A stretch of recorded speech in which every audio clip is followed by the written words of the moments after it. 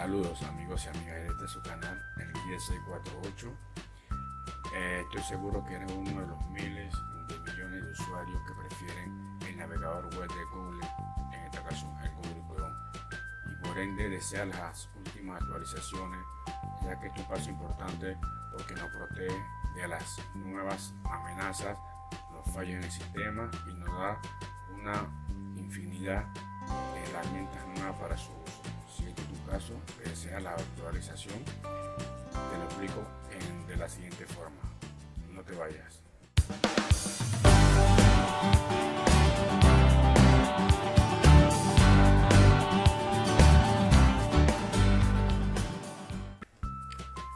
Sí, ya estamos aquí.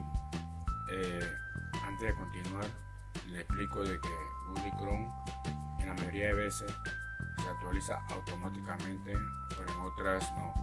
Bueno, y si este es el caso, que no se actualiza, debemos ir y abrir el navegador, en este caso Google Chrome. Nos vamos a la parte derecha superior donde están los tres puntitos, abrimos, bajamos ayuda y aquí vamos a información de Google Chrome. Antes de abrirlo quiero hacer una aclaración. Al abrir aquí automáticamente a mí me saldrá de que ya está actualizado.